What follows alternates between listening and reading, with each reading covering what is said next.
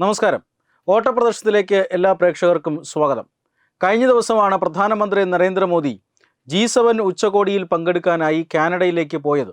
Canadian പ്രധാനമന്ത്രിയുമായി അദ്ദേഹം വിശദമായ ചർച്ച പല വിഷയങ്ങളിലും നടത്തി എന്നാണ് റിപ്പോർട്ടുകൾ. അതായത് ഇന്ത്യയും കാനഡയും തമ്മിലുള്ള നയതന്ത്ര ബന്ധം വലിയ മോശം അവസ്ഥയിലാണ്. നേരത്തെ ഉണ്ടായിരുന്ന പ്രധാനമന്ത്രി ജസ്റ്റിൻ ട്രൂഡോയുടെ കാലത്താണ് ഇന്ത്യ കാനഡ ബന്ധം വഷളായത്. കാനഡയിൽ ഇന്ത്യ വിരുദ്ധ പ്രവർത്തനം നടത്തുന്ന സിഖ് സംഘടനകൾക്ക്, വിഘടനവാദ സംഘടനകൾക്ക്, ഖാലിസ്ഥാൻ സംഘടനകൾക്ക് കനേഡിയൻ സർക്കാർ എല്ലാവിധ പിന്തുണയും നൽകി വന്നിരുന്നു. എന്നാൽ അത് അവസാനിപ്പിക്കണം എന്ന് ഇന്ത്യ ആവശ്യപ്പെട്ടു.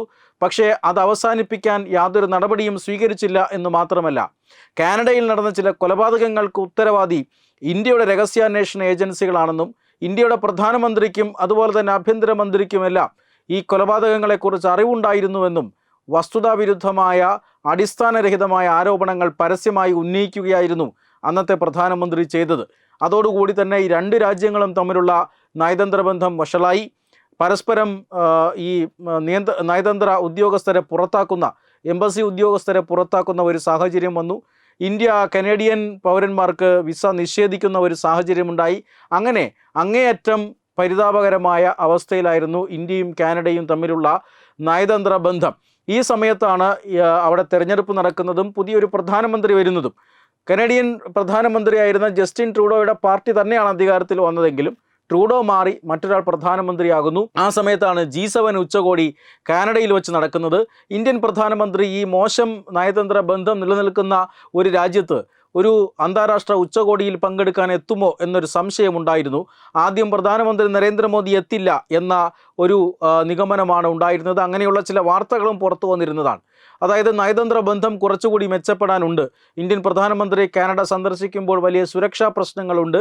അതുകൊണ്ട് തന്നെ പ്രധാനമന്ത്രി G7 ഉച്ചകോടിക്ക് എത്തില്ല എന്നൊരു വാർത്ത നേരത്തെ വന്നിരുന്നു. അതിനുശേഷം വിവിധ രാജ്യങ്ങൾ ഇന്ത്യയുടെ വിട്ടുനിൽപ്പിനെക്കുറിച്ച് വലിയ ചർച്ചയായിരുന്നു. ഒരു സുപ്രധാന ഉച്ചകോടിയിൽ നിന്ന് ഇന്ത്യ വിട്ടുനിൽക്കുന്നത് അത് വലിയ ക്ഷീണമാകും. ഈ സംഘടനയെ G7 സംബന്ധിച്ചിടത്തോളം അതൊരു വലിയ വീഴ്ചയാകും. മാത്രമല്ല, ഇന്ത്യയെപ്പോലൊരു പ്രധാനപ്പെട്ട രാജ്യം വിട്ടുനിൽക്കുന്നതിനെ മറ്റു രാജ്യങ്ങൾ അനുകൂലിക്കുന്നുമില്ല. ഒരുപക്ഷെ മറ്റു രാജ്യങ്ങളുടെയൊക്കെ ശ്രമഫലമായിട്ടാകണം പ്രധാനമന്ത്രി നരേന്ദ്രമോദി കാനഡയിലെത്താം എന്ന് സമ്മതിക്കുന്നു. അങ്ങനെ ഒരു ഔദ്യോഗികമായ ക്ഷണം കാനഡ നൽകുന്നു. പ്രധാനമന്ത്രി നരേന്ദ്രമോദി അവിടെ G7 ഉച്ചകോടിയിൽ പങ്കെടുക്കാനായി എത്തുന്നു. അതിനുശേഷം നടന്ന ചർച്ചകൾ അത് ഇന്ത്യ കാനഡ ബന്ധം മെച്ചപ്പെടുത്തുമോ എന്നൊരു ചോദ്യമാണ് എല്ലാവരും മനസ്സിൽ ഉണ്ടായിരുന്നത്. കാരണം വളരെ പ്രധാനപ്പെട്ട രണ്ട് രാജ്യങ്ങളാണ്. കാനഡയ്ക്ക് അമേരിക്കയുമായി പോലും ചില പ്രശ്നങ്ങൾ ഇപ്പോൾ നിലനിൽക്കുന്നു.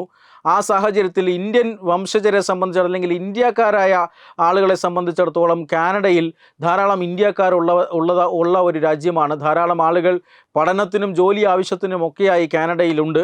ഇന്ത്യയിൽ നിന്നും കാനഡയിലേക്ക് കുടിയേറിപ്പാർക്കുകയും സ്ഥിരതാമസമാക്കുകയും ചെയ്ത ഇന്ത്യൻ വംശജരായ കാനഡിയൻ പൗരന്മാർ ധാരാളമുണ്ട്.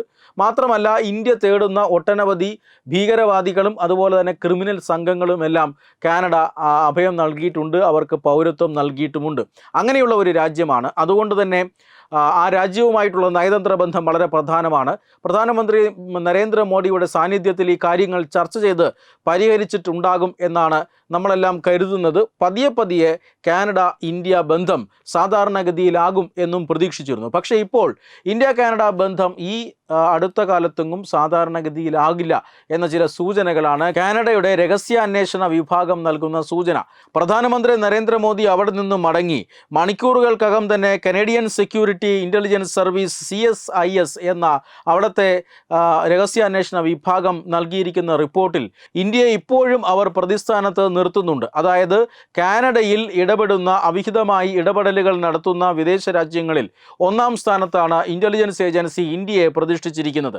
കാരണം ഹർദീപ് സിംഗ് നിജ്ജാർ, ഖലിസ്ഥാൻ ഭീകരനായ ഹർദീപ് സിംഗ് നിജ്ജാറിൻ്റെ ആ കൊലപാതകം ഇന്ത്യൻ രഹസ്യാന്വേഷണ ഏജൻസികൾ നടത്തിയതാണ് എന്നാണ് കാനഡ ഇപ്പോഴും വിശ്വസിക്കുന്നത്. ഇന്ത്യയെ മാത്രമല്ല, ചൈനയെയും അവർ അവരുടെ പ്രധാനപ്പെട്ട ഒരു വെല്ലുവിളിയായി അല്ലെങ്കിൽ പ്രധാനപ്പെട്ട ഭീഷണിയായി കാണുന്നു എന്നുള്ളതാണ്. ചൈന തന്നെയാണ് യഥാർത്ഥത്തിൽ കാനഡയ്ക്ക് ഭീഷണിയായിട്ടുള്ള രാജ്യമെന്ന് അവർ വിലയിരുത്തുന്നത്. ഒപ്പം ഈ കൊലപാതകങ്ങളുടെയൊക്കെ പശ്ചാത്തലത്തിൽ ഇന്ത്യയും കാനഡയിൽ ചില ഇടപെടലുകൾ നടത്തുന്നു എന്നാണ് രഹസ്യാന്വേഷണ ഏജൻസി വാദിക്കുന്നത്. മാത്രമല്ല, റഷ്യ, ഇറാൻ, പാകിസ്ഥാൻ എന്നീ രാജ്യങ്ങളെയും അവർ ആശങ്കപ്പെടേണ്ട രാജ്യങ്ങളുടെ പട്ടികയിൽപ്പെടുത്തിയിട്ടുണ്ട്. എന്തായാലും ഇന്ത്യൻ പ്രധാനമന്ത്രി നരേന്ദ്രമോദി ആ രാജ്യം സന്ദർശിച്ച് മടങ്ങി മണിക്കൂറുകൾക്കകം തന്നെ ആ രാജ്യത്തെ രഹസ്യാന്വേഷണ ഏജൻസി ഇന്ത്യയെ സൂക്ഷിക്കേണ്ട രാജ്യങ്ങളുടെ പട്ടികയിൽപ്പെടുത്തി ഒരു റിപ്പോർട്ട് നൽകുമ്പോൾ തീർച്ചയായും നയതന്ത്ര ബന്ധം, ഇരു രാജ്യങ്ങളും തമ്മിലുള്ള നയതന്ത്ര ബന്ധം ഉടനെങ്ങാനും സാധാരണഗതിയിലാകും, ഇരു രാജ്യങ്ങളും സൗഹൃദ രാജ്യങ്ങളായി മാറും എന്ന് വിശ്വസിക്കുക സാധ്യമല്ല.